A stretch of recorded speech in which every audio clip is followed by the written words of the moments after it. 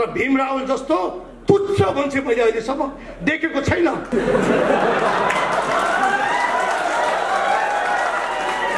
यो तानाशाही डाक्टरको पछाडि अहिलेसम्म हामीले जति आफ्नो समय खेर फाल्यौं, अहिले मैले आफूलाई धिक्कार गरेको छु। आज सम्झिँदै हुनुहुन्छ पूर्व माओवादीहरू एक ठाउँमा, एमाले एक ठाउँमा हुनुपर्छ। त्यसो भए माधव कुमार नेपाललाई यहाँ पठाइदिनु पर्यो नि अध्यक्षको।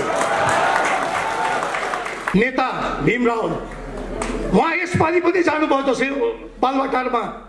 कमरेड मलाई उप प्रधानमन्त्री बनाइदिनु पर्यो, म तपाईँकै उसमा लाग्छु। अनि सम्मानज्यूले भन्नुभयो तपाईँ कति पटक मन्त्री हुने, 4 पटक त तपाईँले खाइसक्नु भएको छ, अरूको पनि त पालो दिनु पर्यो भन्दा त्यसपछि उहाँ उता गएर छोड्न हुन्न केपी ओलीको सरकारलाई भनेर उता उचाल्ने, उहाँको जहिले पनि आगो मात्रै बढ्ने काम हो। डाक्टर भीम रावलले अहिलेसम्म जसरी चाहिँ 4 पटक उप प्रधानमन्त्रीसम्म भएर पनि एउटा चाहिँ मागा मार्न सक्नु भएन। विकास के हो भन्ने उहाँलाई थाहा छैन। मेरो जिल्लामा 10-10 लाखको चाहिने योजनाहरू मैले हाल्दाखेरि उहाँले गएर रिबन काट्नुहुन्छ, तर मेरो जिल्ला डोटीमा 2 अरब 20 करोड पैसा मैले बजेट हाल्दाखेरि सम्माननीय प्रधानमन्त्रीज्यूलाई शिलान्यासको लागि बोलाउँदा उहाँ रोक्न खोज्नुहुन्छ। उहाँ त्यस्तो नेता हो। गाउँपालिकाले 10 लाख रुपियाँ हाल्यो भने उहाँ रिबन काट्न दौडिनुहुन्छ रेल चुहाउँदै। 2 अरब 20 करोड रुपियाँ हाल्यो भने उहाँ चाहिँ रोक्न खोज्नुहुन्छ। यस्तो नेता हुनुहुन्छ हाम्रो डाक्टर भीम रावल। हाम्रो अध्यक्ष सम्माननीय प्रधानमन्त्रीज्यूसँग माग गर्दै हुनुहुन्छ, प्रधानमन्त्री चाहियो भनेर माइती मण्डलमा लडीबुडी खेल्दै हुनुहुन्छ। 54 सालमा यस्तै खालको जङ्गल फडानी बुढरमा भएको थियो, त्यसका विरुद्धमा मैले आवाज उठाएँ। मलाई थुप्रै प्रलोभनहरू दिने कामहरू भयो। मैले त्यो इन्कार गरिसकेपछि वनका मान्छे र काठ व्यवसायीहरू मिलेर उल्टो मलाई मुद्दा लगायो। मैले त्यो मुद्दा फेस गरेँ। 9 लाख रुपियाँ धरौटी राखेर म त्यो मुद्दाको मैले सामना गरेँ। जिल्ला अदालतबाट मैले 1 वर्षमा सफाई पाएँ। त्यसपछि पुनरावेदन अदालतमा गयो, पुनरावेदनमा पनि मैले सफाई पाएँ। त्यसपछि गएर त्यो मुद्दा टुङ्ग्यो। न अहिलेसम्म मेरो नाममा कुनै काठको 1 क्युफिटको छुटपुर्जी पनि छैन, न मैले मेरो आरा मिल मेरो 100 मिल पनि छैन। तर तपाईँ डाक्टर भन्ने पागलको पछाडि नलाग्नको पनि लागि हार्दिक अनुरोध गर्दै अन्तमा भन्न चाहन्छु, अछामबाट 2 जना नेता हुनुहुन्छ। 1 नम्बरबाट जितेको डाक्टर भीम रावल, 2 नम्बरबाट जितेको जनताको नेता एके बोगटी। अब डाक्टरको दिमाग सन्क्यो। ओहो, यो बोगटीले त मलाई पनि भ्याइदियो। मेरो भन्दा बढी बजेट हालिसके रहेछ, मेरो भन्दा बढी विकास गरिसके रहेछ भनेर चिन्ताले गाउँमा जाने। अब पाउला टिकट त मैले दिने हो नि। डाक्टर भीम रावलको सोच के रहेछ भन्दा म मन्त्री भएन, गाली मात्रै गर सरकारले। उहाँको इच्छा त्यस्तो रहेछ। हुनुपर्ने बाध्यात्मक स्थिति उहाँहरूलाई किन पैदा भयो? अब हामीले खोज्न जानुपर्ने भयो उहाँहरूलाई कहाँ हुनुहुन्छ।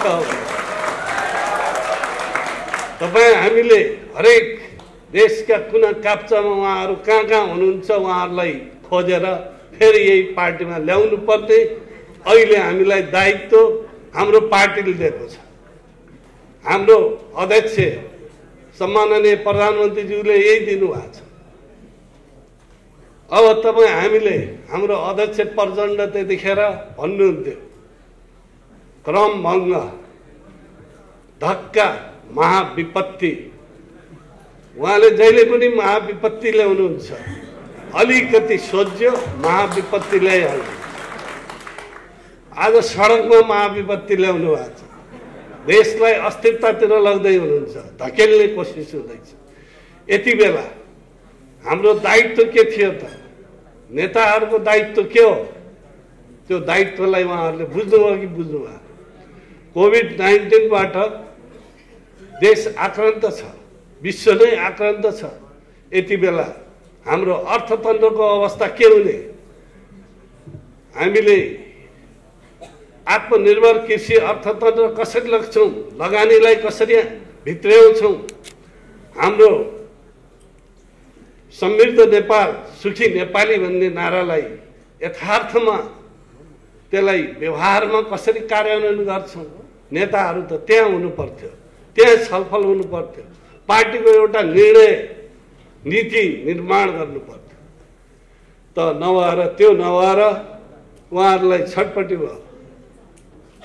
हिजो सम्माननीय प्रधानमन्त्रीज्यूले महिला सङ्गठनमा का महिला कमरेडहरूलाई सम्बोधन गर्दै भन्नुभएको थियो कि उहाँहरू के को निम्ति त एउटालाई तेस्रो अध्यक्ष बनाइएको थियो। उहाँहरूलाई हामीले वरिष्ठ नेताको रूपमा लिएका थियौँ। तेस्रो नभएर दोस्रै हुनुपर्ने, हेर्नुहोस्, एकजना नेतालाई, वरिष्ठ नेतालाई। अनि हाम्रो अर्को अध्यक्ष कार्यकारी अध्यक्ष हुनुहुन्थ्यो। कार्यकारी अध्यक्षले महाधिवेशनबाट जिम्मेवारी पाउनु भएको थियो। त्यो गराएर नेतृत्वमा आउने कुरो, चुनाव गराएर नेतृत्व प्रधानमन्त्री वा दुईटै पद लिने ठाउँमा यति आत्तिनु भयो। प्रधानमन्त्री अहिले चाहियो, केटाकेटीहरूले लडीबुडी खेलेको चाहियो चाहियो भनेर भन्नुभएको थियो सम्माननीय प्रधानमन्त्रीज्यूले हिजो त्यहाँ सम्बोधन गर्दा। त्यही खालको केटाकेटी पनि देखाउनु भयो उहाँले। र त्यो कहाँ भन्दै हुनुहुन्छ भने माइती मण्डलमा गएर हाम्रो अध्यक्ष सम्माननीय प्रधानमन्त्रीज्यूसँग माग गर्दै हुनुहुन्छ। प्रधानमन्त्री चाहियो चाहियो भनेर माइती मण्डलमा लडीबुडी खेल्दै हुनुहुन्छ। अहिलेको आवश्यकता हामीलाई के हो त? विचार कहाँबाट पैदा हुन्छ? नेतृत्व कसरी स्वीकार्ने? त विचार, सही विचारलाई जुन नेतृत्वमा छ त्यसलाई नेतृत्व स्वीकारिन्छ।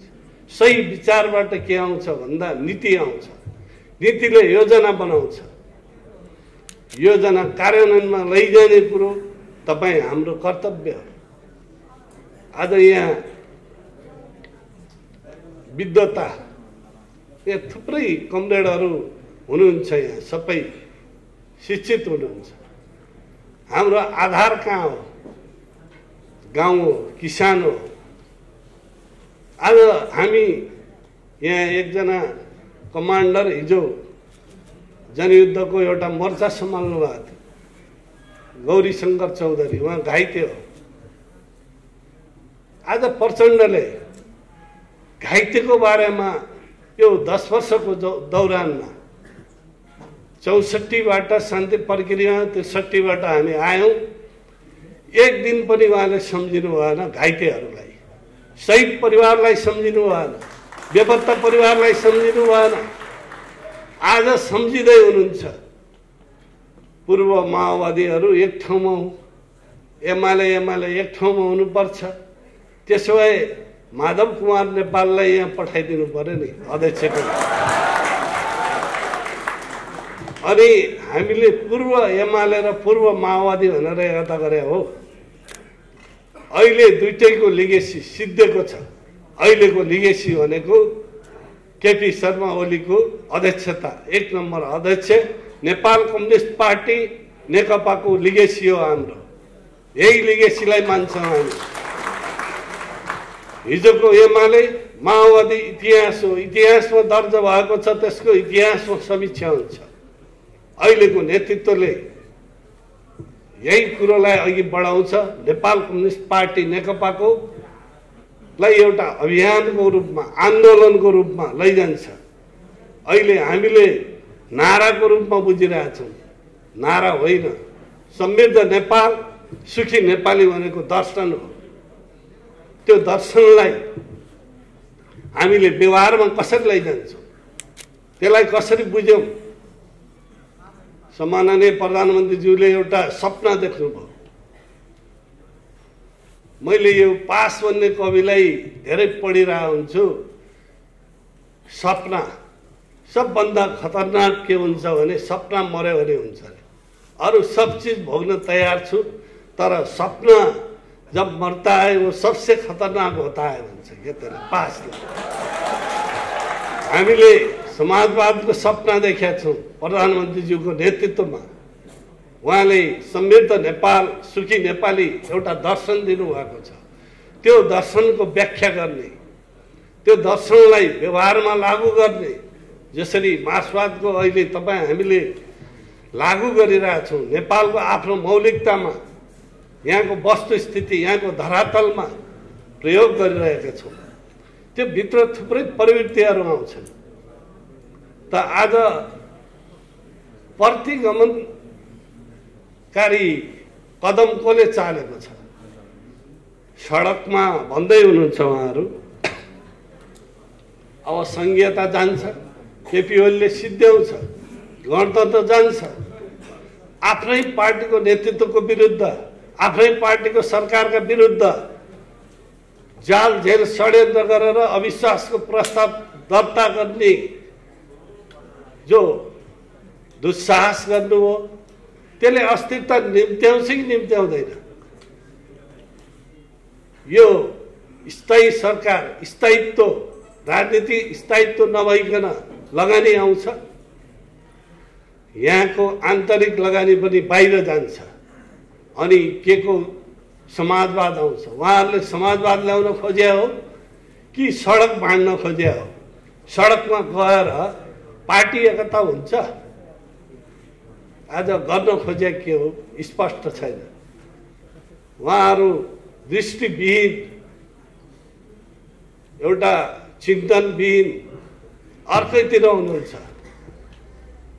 राति पनि सुत्दा बस्दा के देख्नु भएको छ भने प्रधानमन्त्री, सम्माननीय प्रधानमन्त्रीज्यूले स्थायी समितिमा भन्नुभएको थियो, लिखित पठाउनु भएको थियो, ल स्थायी समितिले विवेक प्रयोग गरोस्, म चाहिँ एउटा सम्मानजनक ढङ्गबाट निर्वाचन गराउँछु, सत्ता अरूलाई हस्तान्तरण गर्छु, महाधिवेशन गराउनुहोस्, सत्ता युवाहरूलाई दिने, अर्को पुस्तामा दिने, त्यो आँट उहाँहरूलाई छ।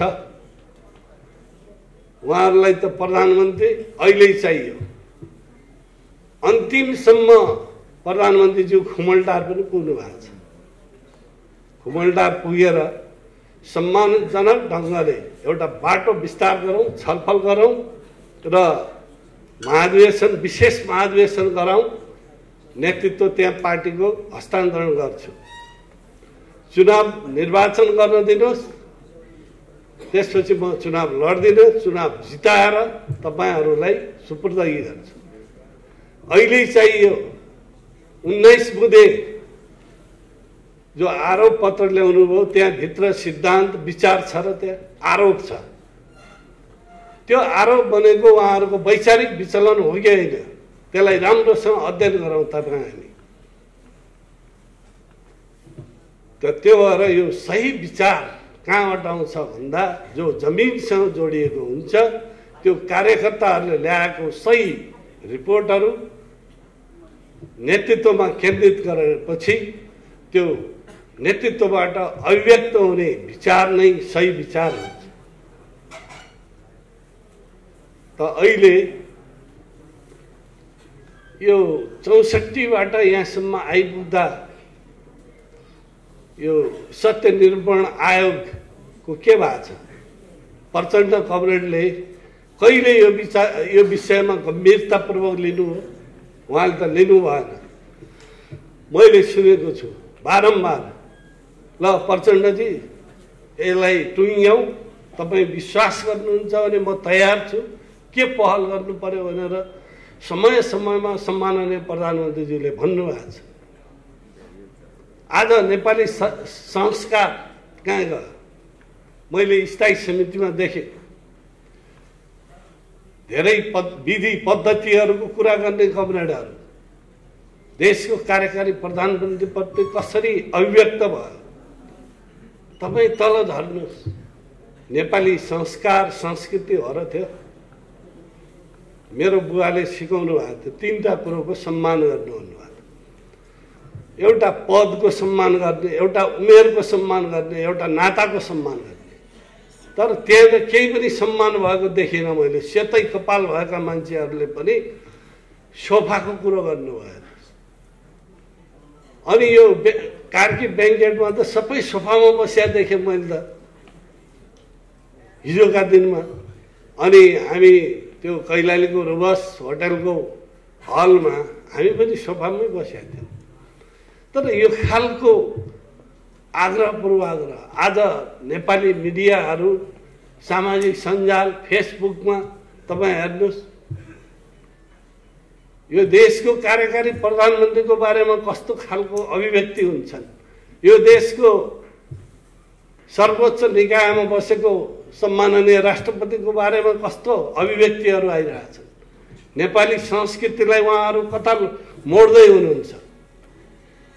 यी गम्भीर विषयहरू छन्। आज जसलाई तपाईँ हामीले नेता बनायौँ, स्थापित गर्यौँ, उसले हामीलाई सामाजिक सञ्जालमा श्रद्धाञ्जली भन्छ। त यो खालको संस्कृतिले उहाँहरूले यो देशलाई निर्माण गर्नुहुन्छ, उहाँहरूले यो देशलाई हान्न सक्नुहुन्छ।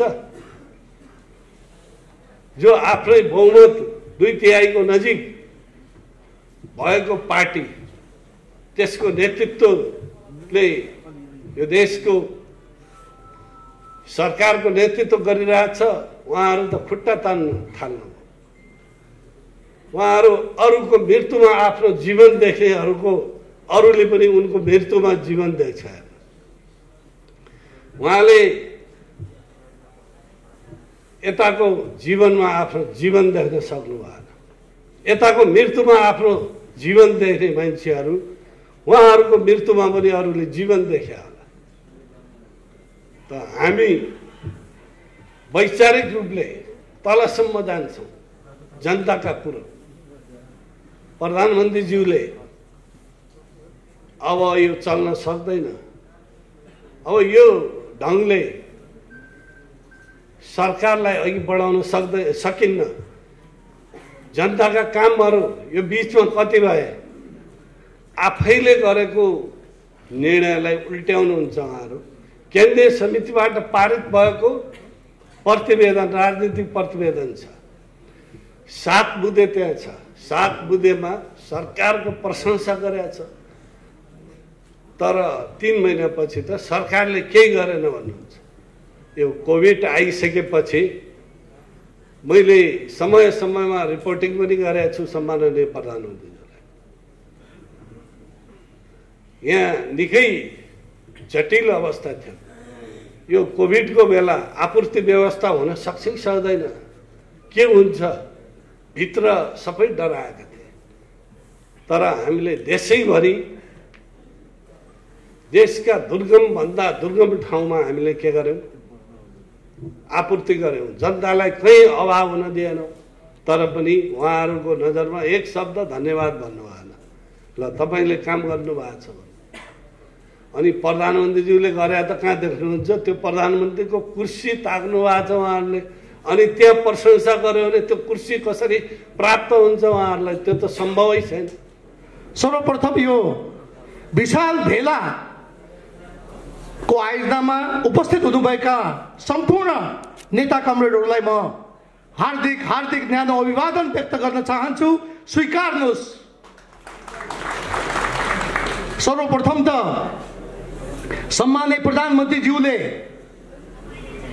अहिलेसम्म सुदूरपश्चिममा 4 जनालाई क्याबिनेट मन्त्री बनाएर जसरी हामीलाई माया गरेर विश्वास गरेर हामीलाई जिम्मेवारी सुप्नु भएको छ, यसको निमित्त हामी सबैको तर्फबाट उहाँप्रति हार्दिक आभार व्यक्त गर्न चाहन्छु, धन्यवाद दिन चाहन्छु। वास्तवमा हिजो टेलिभिजन हेर्दै गर्दा नेकपा मूलधारबाट चोइटेर गएका साथीहरूले माइतीघर मण्डेलामा कार्यक्रम गर्दाखेरि मैले सुने, उहाँहरूले भन्नुभयो सम्माननीय राष्ट्रपतिज्यू, सम्माननीय प्रधानमन्त्रीज्यू को विषयमा उहाँहरूलाई अनार मन नपरे होला, तर उहाँहरूले जसरी उहाँहरूले सोचे घिन लाग्दो नारा लगाउनु भयो, त्यसको म घोर भर्त्सना गर्न चाहन्छु र उहाँहरू कुन नैतिकतामा टेकेर कुन धरातलमा टेकेर उहाँहरू राजनीति गर्दै हुनुहुन्छ म प्रश्न गर्न चाहन्छु। हाम्रो पार्टीका पूर्व महासचिव कमरेड माधव कुमार नेपाल 15 वर्षसम्म उहाँले पार्टीको महासचिव चलाउनु भयो, तर उहाँले 15 वर्ष शासन गर्दा कहिले पनि कम्युनिस्ट पार्टीको बहुमत आएन, तत्कालीन नेकपा एमालेको बहुमत आएन। त्यसपछि गएर तपाईको पहिलो संविधान सभाको निर्वाचनमा हाम्रो पार्टी तेस्रो स्थान हासिल गरेर जम्मा 33 सिट हासिल गर्यो र त्यसपछि उहाँले नैतिकताको आधारमा राजीनामा बुझाउनु भयो। त्यसपछि सबभन्दा ठुलो दल माओवादी भयो। माओवादी सबैभन्दा ठुलो दल भइसकेपछि अनि जातीय वृक्षारोपण गर्यो। यो मुलुकमा 134 जाति छ, 104 वटा भाषा छ। मेचीदेखि महाकालीको साझा फुलबारी र उहाँहरूले 7 जातिको राज्य दिनुपर्छ भनेर उहाँहरूले जातको बीचमा वृक्षारोपण गर्नुभयो। त्यो बेला तपाईहरुलाई थाहा छ, हामी धेरै कमरेड लेखराज भट्ट लगायत हामीले सुदूरपश्चिम अखण्ड सुदूरपश्चिमको आन्दोलन गर्यौं। हरेक दिन 1 लाख जनता उतारेर आधी फेरि सिर्जना गरिसकेपछि बाध्य भएर त्यो बेलाको तत्कालीन माओवादीले पछाडि हट्ने स्थिति आयो। संविधान सभा विघटन भयो। फेरि दोस्रो संविधान सभाको निर्वाचनमा हाम्रो पार्टी सरकारमा गइसकेपछि कमरेड केपी ओलीले 54 सालमा यस्तै खालको जंगल फरानी बुढरमा भएको थियो। त्यसका विरुद्धमा मैले आवाज उठाए। मलाई थुप्रै प्रलोभनहरू दिने कामहरू भयो। मैले त्यो इन्कार गरिसकेपछि वनका मान्छे र काठ व्यवसायीहरू मिलेर उल्टो मलाई मुद्दा लगायो। मैले त्यो मुद्दा फेस गरेँ। 9 लाख रुपियाँ धरौटी राखेर म त्यो मुद्दाको मैले सामना गरेँ। जिल्ला अदालतबाट मैले 1 वर्षमा सफाई पाएँ। त्यसपछि पुनरावेदन अदालतमा गयो। पुनरावेदनमा पनि मैले सफाई पाएँ। त्यसपछि गएर त मुद्दा टुङ्ग्यो। न अहिलेसम्म मेरो नाममा कुनै काठको 1 क्युफिटको छुटपुर्जी पनि छैन। न मैले मेरो आरा मिल, मेरो समिल पनि छैन। तर म भन्न चाहन्छु डाक्टर भीमरावलाई, तपाईले सुदूरपश्चिमलाई दिगबन्दी राखेर 4 पटक तपाईँ उप प्रधानमन्त्री सम्म पुग्नुभयो।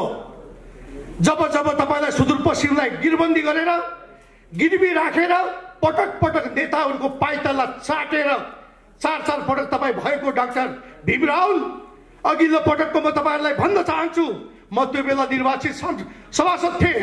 त्यो निर्वाचित हुँदाखेरि उहाँ माधव नेपालको टिमबाट काठमाडौँको महाधिवेशन हुँदाखेरि बुटवलको महाधिवेशन हुँदाखेरि उहाँ केपी ओलीको टिम, सम्माननीय प्रधानमन्त्री केपी ओलीको टिमबाट उहाँ चाहिँ उपाध्यक्षको उम्मेदवार हुनुभयो। उहाँ पराजय हुनुभयो। पराजय भइसकेपछि हामीले शपथ खानुस् कमरेड, तपाईको भविष्य छ भन्दाखेरि उहाँले होइन म शपथ खाँदैन, अब किताब लेखेर म खान्छु, म राजनीति छोडे भनेर उहाँले भन्नुभयो। म लगायत थुप्रै मान्नेहरू, दैलेखको राजबहादुर बुढा, कैलालीको हाम्रो मान्ने नारद मुनि राणा लगायत अछामको शेरबहादुर कुँवर, हामी सबैले भीमरावलाई सम्झाउँदा नमानेपछि अनि उहाँले मलाई बोलाएर भन्नुभयो, अहिले कमरेड अब यस्तो गर्नु पर्यो, तपाईहरु सबै मिलेर नेताका घर जानु पर्यो, अब मलाई चाहिँ स्थायी कमिटीको सदस्य बनाउनु पर्यो भनेर उहाँले हामीलाई सिकाउनु भयो। अनि हामी चाहिँ त्यो बेलाका निर्वाचित अध्यक्ष, पार्टी अध्यक्ष कमरेड झलनाथ खनालको घरमा गयौँ, माधव नेपालको घरमा गयौँ, आदरणीय प्रधानमन्त्री वर्तमान अध्यक्ष कमरेड केपी ओलीको घरमा गयौँ। सबैका घरमा भैलो खेले जस्तो गरेर अन्तिममा ठ्याक्क जब चाहिँ माधव नेपाल प्रधानमन्त्री हुनुभयो, त्यसपछि उहाँलाई गृहमन्त्री बनाएपछि दौडेर गएर उहाँले शपथ खानुभयो। यस्ता खालका छन् हाम्रा विद्वान नेता भीमराव। उहाँ यसपालि पनि जानुभयो जसै बालुवाटारमा, कमरेड मलाई उप प्रधानमन्त्री बनाइदिनु पर्यो, म तपाईँकै उसमा लाग्छु। अनि सम्माननीयजीले भन्नुभयो तपाईँ कति पटक मन्त्री हुने? 4 पटक त तपाईँले खाइसक्नु भएको छ, अरूको पनि त पालो दिनु पर्यो भन्दा त्यसपछि उहाँ उता गएर छोड्नुहुन्न केपी ओलीको सरकारलाई भनेर उता उचाल्ने, उहाँको जहिले पनि आगो मात्रै बल्ने काम हो। यसो भएको हुनाले उहाँले सम्बोधनमा भनेको कुरा मैले अघि फेरि म दोहोऱ्याउन चाहन्छु। उहाँले भन्नुभयो चोरको हातमा चाबी। अघि मैले मेरो कुरा स्पष्ट, यहाँ मिडियाकर्मी साथीहरू पनि हुनुहुन्छ, मैले आफ्नो कुरा राखिसकेँ। म भन्न चाहन्छु जसरी सम्माननीय प्रधानमन्त्रीज्यूले हामीलाई विश्वास गरेर हामी माथि चाहिने माया गरेर हामीलाई जुन जिम्मेवारी सुम्पिनु भएको छ, उहाँको शिर कतै ननिहुरिने गरी हामी काम गर्दैछौँ भन्ने कुरा तपाईँहरूलाई म विश्वास दिलाउन चाहन्छु। र डाक्टर भीम रावलले अहिलेसम्म जसरी चाहिँ 4 पटक उप प्रधानमन्त्रीसम्म भएर पनि एउटा चाहिने मागा मार्न सक्नु भएन। विकास के हो भन्ने उहाँलाई थाहा छैन। मेरो जिल्लामा 10-10 लाखको चाहिने योजनाहरू मैले हाल्दाखेरि उहाँले गएर रिबन काट्नुहुन्छ, तर मेरो जिल्ला डोटीमा 2 अरब 20 करोड पैसा मैले बजेट हाल्दाखेरि सम्माननीय प्रधानमन्त्रीज्यूलाई शिलान्यासको लागि बोलाउँदा उहाँ रोक्न खोज्नुहुन्छ। उहाँ त्यस्तो नेता हो। गाउँपालिकाले 10 लाख रुपियाँ हाल्यो भने उहाँ रिबन काट्न दौडिनुहुन्छ रेल चुहाउँदै। 2 अरब 20 करोड रुपियाँ हाल्यो भने उहाँ चाहिँ रोक्न खोज्नुहुन्छ। यस्तो नेता हुनुहुन्छ हाम्रो डाक्टर भीम रावल। यो सबै यो पार्टी मिल्न नदिने अवसरवादीको रूपमा मैले हेरेको छु। तपाईँहरूलाई सब थाहै छ। हिजोको दिनमा हामी सबै भीम रावलका कार्यकर्ता थियौँ। भीम रावल आस्थाको धरोहर भनेर हामी भाषण गर्थ्यौँ, तर भीम रावल जस्तो तुच्छ मान्छे मैले अहिलेसम्म देखेको छैन। म तपाईँलाई अर्को सम्झना दिलाउन चाहन्छु। 2074 सालको अन्तिम आमसभामा हाम्रो पार्टीले विशाल आमसभा गर्यो। करिब 10,000 मान्छेको उपस्थिति भयो। हाम्रो पार्टीका आदरणीय नेता कमरेड कर्ण थापा उपस्थित हुनुहुन्थ्यो, कमरेड गौरी ओली उपस्थित हुनुहुन्थ्यो र प्रमुख अतिथिको रूपमा कमरेड भीम रावल आउनुभएको थियो, डाक्टर साहब। साथमा जनार्दन शर्मा पनि आउनुभएको थियो। र उहाँ त्यहाँ आउन साथ जब 10,000 को भेल उहाँले देख्नुभयो, उहाँ त कालो निलो भएर छटपटाउनु भयो। अनि जब त्यहाँ जनताले आफ्नो नेता आयो भनेर मालाले स्वागत गर्दा गर्नुभयो डाक्टर रावलले। म त किन भयो भनेर म त अचम्म परेँ। त्यसपछि आमसभा सुरु भयो। कमरेड जनार्दन शर्माले प्रेमाले दोस्रो पटक संविधान सभामा निर्वाचित हुँदा आफू मगर जातिको मान्छे भएर पनि कहिले पनि जातको राज्य बनाउनु पर्छ भनेर उहाँले भन्नु भएन। यदि जातको वृक्षारोपण हुन्छ, यदि जातको राज्य हुन्छ भने संविधान सभाको सदस्यबाट राजीनामा दिन्छु भनेर प्रेमाले भन्नुभयो भनेर उहाँले भोट माग्नुभयो। जनताले ताली बजाए, स्वागत गरे। जब डाक्टर भीम रावलको भाषण गर्ने पालो आयो, डोटी जिल्ला की महिला मेयर कमरेड मन्जु मलासी यस थी, कमरेड मन्जु मलासी उस थी। अब यहाँ 100 किलोको मान्छे हेर्छ, सूर्यलाई त भोटै माग्दैन, हँसिया आदरलाई भोटै माग्दैन। यसो हेर्छु त डाक्टर रावल त उता काङ्ग्रेस वीरबहादुर बोलाङसित गठबन्धन रहेछ। यस्तो खालको हाम्रो डाक्टर भीम रावल। त्यसो भएको हुनाले म सम्पूर्ण आदरणीय नेताहरूलाई भन्न चाहन्छु, यो डाक्टरको ठिक छैन।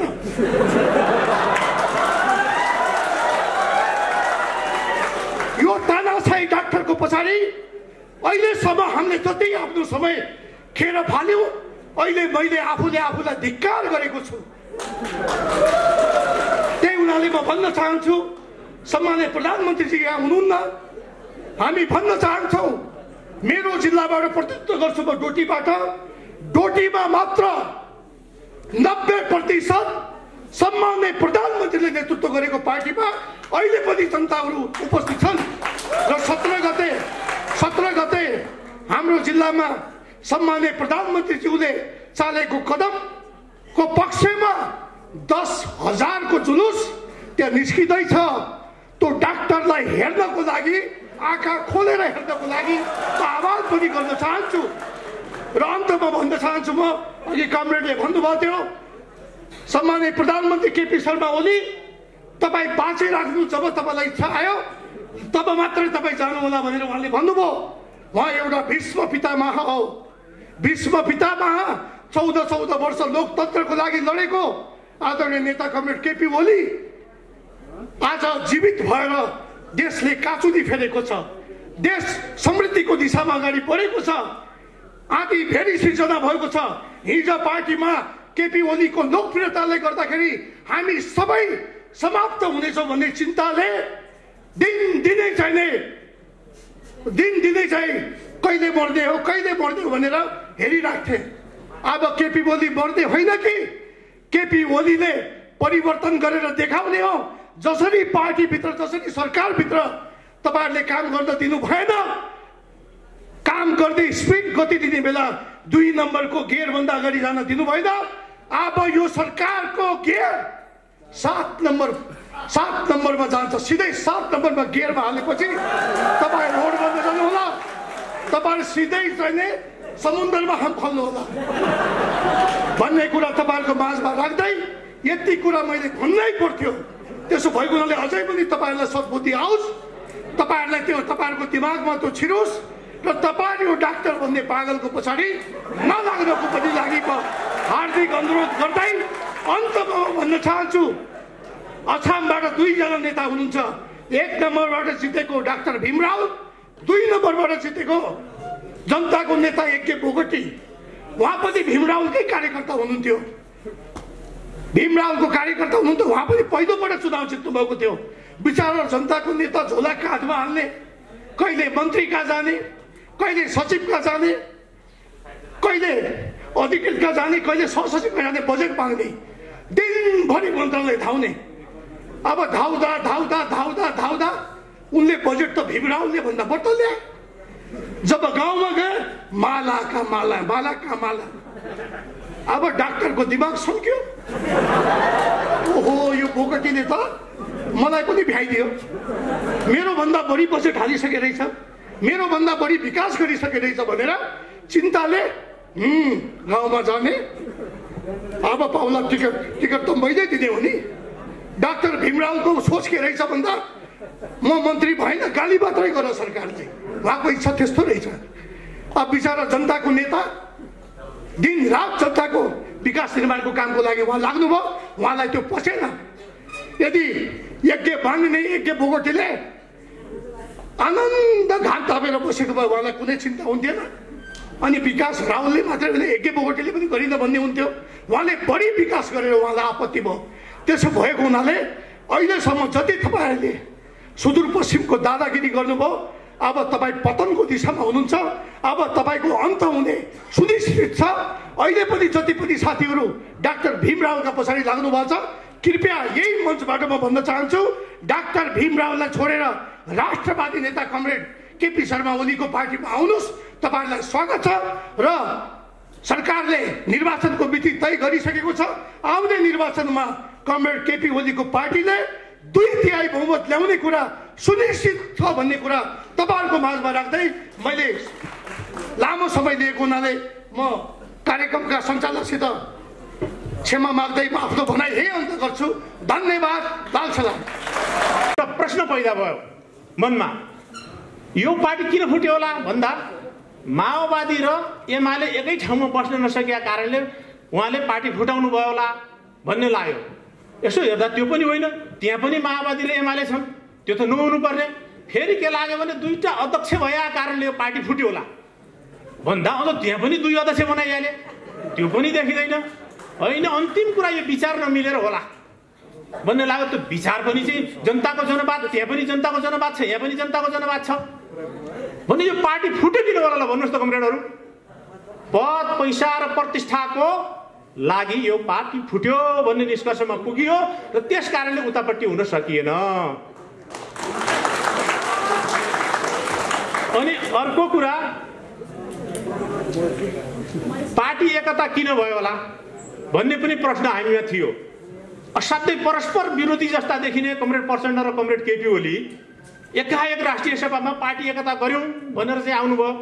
यो पार्टी एकता गर्न कमरेड केपी ओलीसँग प्रचण्ड तयार कसरी हुनुभयो होला भन्दा मलाई धेरै हामीले साथीहरूले छलफल गर्यौँ। त्यसको त एउटा कारण रहेछ। त्यो कारण के रहेछ भने उहाँको स्वास्थ्य स्थितिलाई मध्यनजर गर्दै निकट भविष्यमा केही समस्या पैदा भएपछि पार्टी सिङ्गो मैले सम्हाल्छु भन्ने हिसाब किताबका आधारमा पार्टी एकता भएको रहेछ। तर दुर्भाग्यवश भनौँ उहाँको लागि, हाम्रो लागि सौभाग्यको कुरा भइदियो के भन्नुहुन्छ भने उहाँ अहिले खास माननीय प्रधानमन्त्रीलाई सुनाउने इच्छा थियो। उहाँ चाहिँ इच्छा मृत्युको वरदान प्राप्त गरेर आउनुभयो। इच्छा मृत्यु भन्ने थाहा छ कमरेडहरू? मर्न चाहेपछि मात्र मर्ने, न तर नमर्ने। अनि मान्छे मर्न चाहन्छ, चाहँदैन। मैले हाम्रो मन्त्रीज्यूले यहाँ कुरो गर्नुभयो, प्रसङ्ग उठाइहाले। इच्छा मृत्युको वरदान इतिहासमा पौराणिक कुराहरूमा हेर्दाखेरि एउटा व्यक्तिलाई मात्र थियो, ती हुन् भीष्म पितामह। भीष्म पितामहको इच्छा मरणको वरदान थियो। त्यो कतिखेर मर्ने भन्ने पनि उहाँले टुङ्गो लाउनु भएको थियो। जबसम्म हस्तिनापुर सम्पूर्ण रूपले सुरक्षित हुँदैन तबसम्म म मर्दैन भन्नुभएको थियो उहाँले।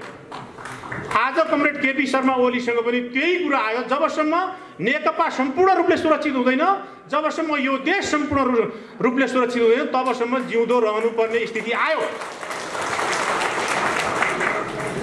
अब बडो हाँसो लाग्ने कुरा, कमरेड केपी शर्मा ओली त यति शक्तिशाली मान्छे, एकै झट्कामा 3 पूर्व प्रधानमन्त्रीलाई सडकमा।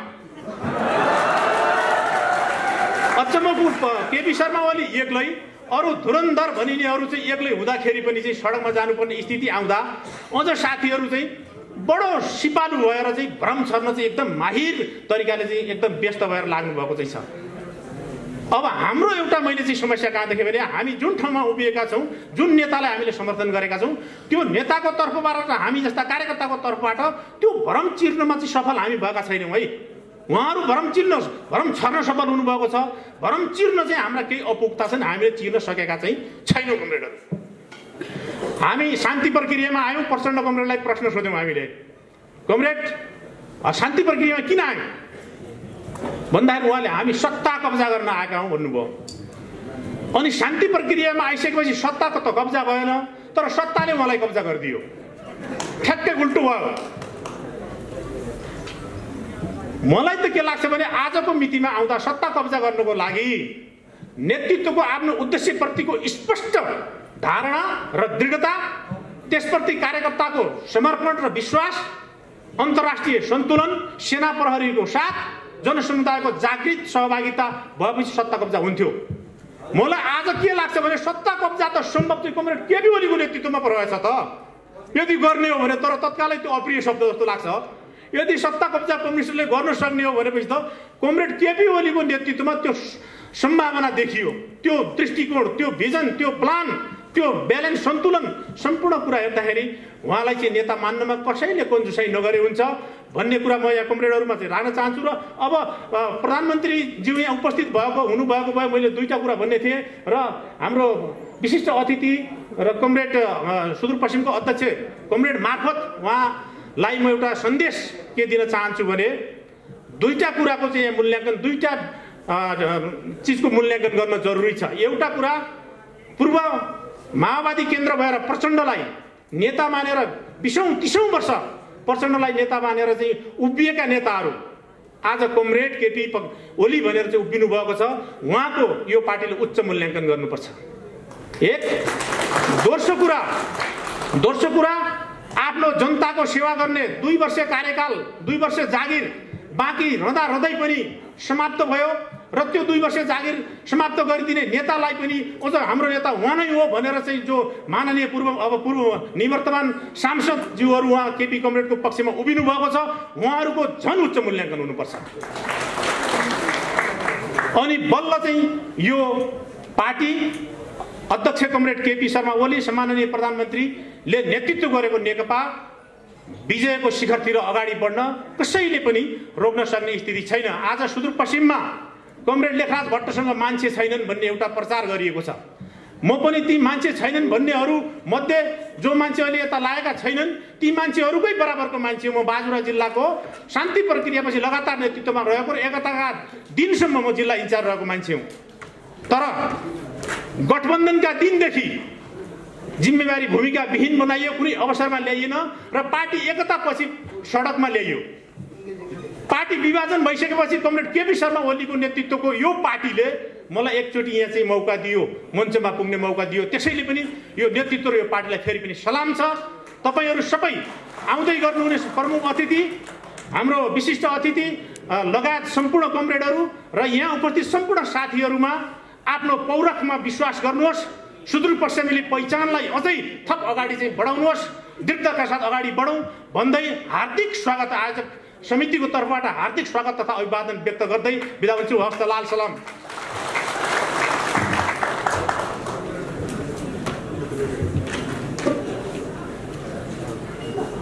सलाम गर्न चाहन्छु। आज बिरहाट हाम्रो पार्टीका आज भेला भएको छ र मुख्य गरी हाम्रो यो भेला भनेको पार्टीलाई कसरी अझै पनि मजबुत, सुदृढ र अझै पनि एकता कसरी गर्न सकिन्छ भन्ने सोच र उद्देश्य राखेर यो कार्यक्रम भइराखेको छ र हामी देखिरहेछौँ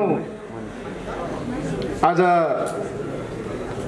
हाम्रो पार्टी, हामी 74 सालको चुनावमा यो मुख्य गरी दुईटा पार्टी त्यतिखेरको तत्कालीन नेकपा माओवादी र नेकपा एमाले बीचको कार्यगत एकतापछि हामी 74 सालको चुनावमा गएका थियौँ र लगत्तै फेरि पनि हाम्रो दुईटा पार्टी बीचको एकता पछि झन्डै हामी 2/3 हाराहारीमा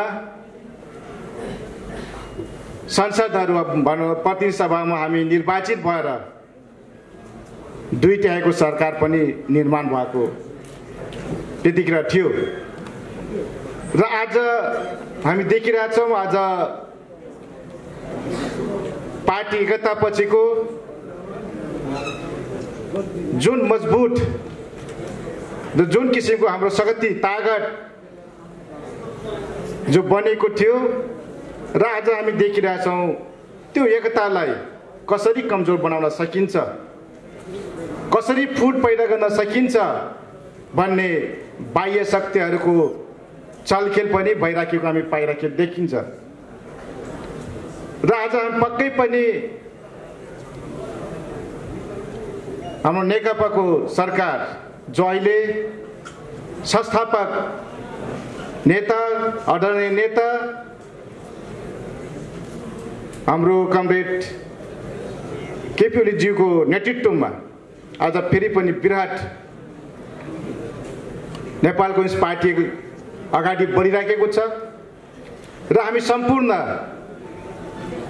देशमा छरिएर रहनुभएका सम्पूर्ण नेता कार्यकर्ता साथीहरू एकधिकताका साथ अझै एक मजबुतका साथ अगाडि बढाउने उद्घोषको साथ हामी पनि उहाँलाई हाइसेमा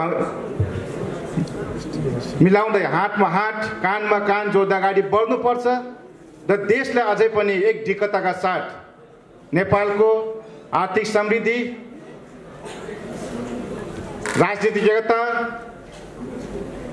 सँगसँगै विकास र समृद्धिको बाटोले कसरी जोड्न सकिन्छ भन्ने सोच उद्देश्य राखेर हामी फेरि पनि गोलबन्द भएर हामी एकधिकताका साथ अगाडि बढ्न खोजिरहेछौँ र आज हामी एक ठाउँमा उभिएका छौँ र हामी देखिरहेछौँ जब हामी यो परिवेशमा जब म यता सरकारमा पैठो गर्ने एउटा अवसर पनि आदरणीय हाम्रो नेताहरू, हाम्रो आदरणीय सरकारका नेतृत्व गर्ने आदरणीय कमरेडहरूले एउटा सौभाग्य दिनुभयो, जिम्मेवारी दिनुभयो र कतिपय आत्मीय मुख्य गरी हाम्रो क्षेत्रतिरका साथीहरू आत्तिनुभयो कि एउटा स्थापित व्यक्तित्वहरू, स्थापित नेतृत्वहरू फेरि पनि यसरी जाँदा अब हामी कमजोर भइ सकिन्छौँ, सिद्धिन्छौँ भन्ने धराएर के भन्दाखेरि एउटा कथित कठपुतलीका रूपमा हामीलाई के भन्दाखेरि हाम्रा कार्टुन बनाएर उहाँहरूले के भन्दाखेरि एउटा जलाउने कामहरू हाम्रो त्यस्तो किसिमले उहाँहरू आँटिनु भएको छ र उहाँहरू भनिराख्नु भएको छ कि तपाईँहरू गए पनि अरू साथीहरू नलगिदिनुहोस् भनेर उहाँहरूले भनिराख्नु भएको छ। र हामीले के भन्न चाहन्छौँ भन्दा कि पार्टी सबभन्दा पहिला हाम्रो यो पार्टीलाई सुदृढ र एकता हामीलाई अझै पनि यसलाई मजबुत घनीभूत तरिकाले हामी सुदृढ गरेर हामी लाग्न चाहिरहेका छौँ र पार्टी सँगसँगै हामीले विकासले पनि घनीभूत तरिकाले अगाडि बढाउने सोच र उद्देश्य राखेर हामी एक ठाउँमा उभिएका छौँ र हामी अझै पनि भन्न चाहन्छौँ हाम्रो कमरेड प्रचण्डसँग कमरेड माधव नेपालज्यूसँग जानुभएका सम्पूर्ण साथीहरू हामी एउटा टुटफुट होइन सबै हामी एक ठाउँमा आऊ र हाम्रो यो नेतृत्वको सरकारमा तपाईँहरू पनि किन हामी साइडमा सडकमा गएर आन्दोलन गर्नु जो कहिल्यै पनि जस्तै भन्नुभयो 6 दिनको आन्दोलन त्यतिखेर माधव नेपालजीको नेतृत्वमा सरकार बन्दा हामी त्यतिखेर 6 दिनसम्म हामी आन्दोलनमा गयौँ तर त्यतिखेर कहिले पनि हाम्रो प्रचण्ड कमिटी कहिले रोडमा आएर नाला जुस लगाउनु भएन। स्वयं त्यतिखेर म पनि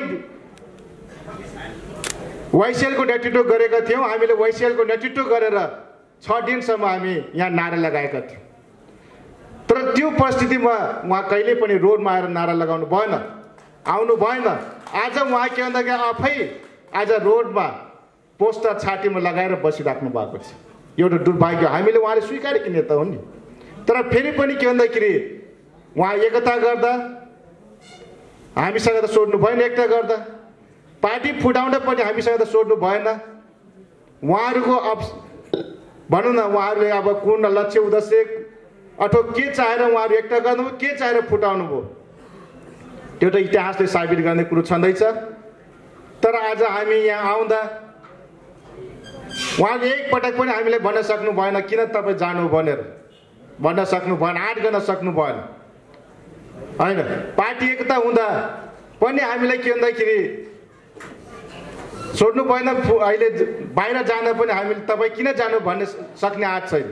त्यस कारणले हामीले के भनेका छौँ जहाँ के भन्दाखेरि यो राष्ट्र यो समाजको लागि राष्ट्रियताको लागि देशको लागि आर्थिक समृद्धिको लागि जसले नेतृत्व गर्छ अगुवाई गर्छ हामी त्यो एक ठाउँमा आउनुपर्छ भन्ने सोच उद्देश्य राखेर मैले के भन्दाखेरि हामी आज यता प्रधानमन्त्रीज्यूको नेतृत्वमा आज हामी समर्थन जनाउँदै आज हाम्रो सुदूरपश्चिम नेतृत्व गर्ने हाम्रो लेक्चरर्स कमिटीज्यूलाई समर्थन गर्दै हाम्रो कर्णज्यू हुनुहुन्छ उहाँहरू सबैलाई हामी एक ठाउँमा अब उभिनुपर्छ भन्ने सोच र मान्यताका साथ हामी अब देशमा एउटा ठुलो कार्यगत एकता होइन अब पुरा एक ढिकताका साथ एकदम मजबुत भएर अब देशमा एउटै मात्रै नेपाल कम्युनिस्ट पार्टी बनाउनु पर्छ त्यो पनि अब हाम्रो आदरणीय सर्दै सामान्य प्रधानमन्त्रीको ज्यूकै नेतृत्वमै अब एउटा अध्यक्ष बनाएर जानुपर्छ भन्ने सोच उद्देश्य राखेर हामी आज एकै ठाउँमा गोलबन्द भएका छौँ।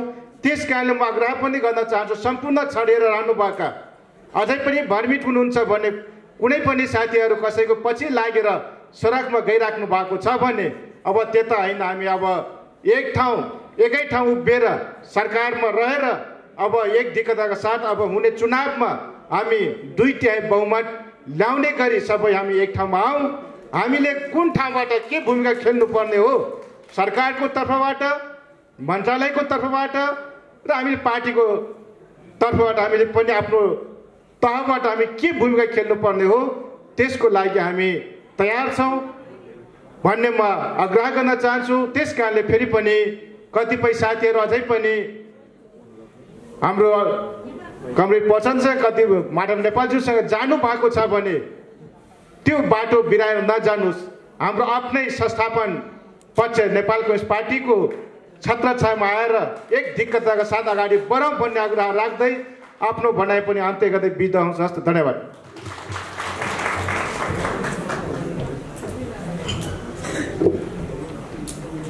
धन्यवाद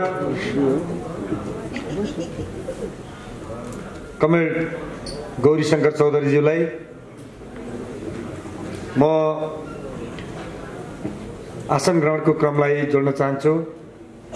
पार्टीको केन्द्रीय कमिटीका सदस्य कमेन्टहरूको आसन ग्रहण अघि छुटेको छ।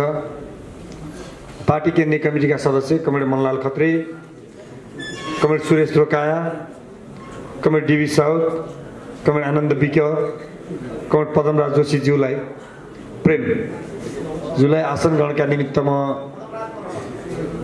हजुर पन्त जोशी छ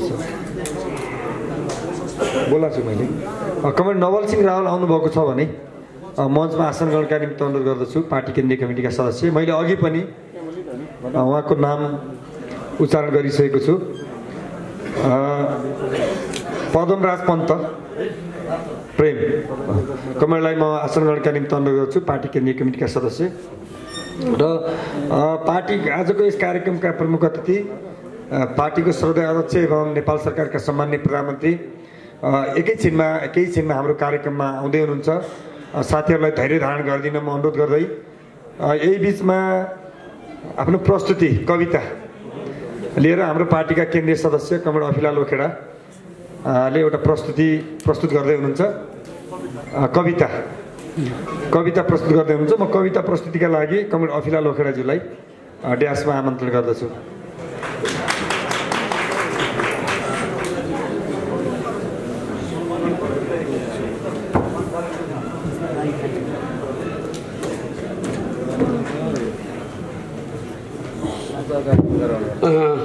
धन्यवाद सञ्चालक कमरे।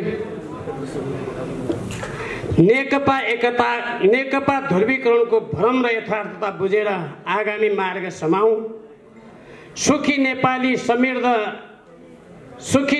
समृद्ध नेपालको नारालाई पूर्णता दिने प्रतिबद्धतामा रमाऊ। पद प्रतिष्ठाका लागि होइन, वैचारिक र सैद्धान्तिक बहसका लागि, नागरिकलाई जनमतका लागि जगाऊ भन्ने मेरा भनाइका साथ यस कार्यक्रमका अध्यक्षज्यू, मञ्चमा आसीन हाम्रो पार्टीका स्थायी कमिटी सदस्यज्यू, सर्दै केन्द्रीय सदस्यज्यू, मन्त्रीज्यू लगायत सम्पूर्ण केन्द्रीय सदस्य कमरेडहरू, उपस्थित हुनुभएका सम्पूर्ण कमरेडहरू लगायत पत्रकार मित्रहरू,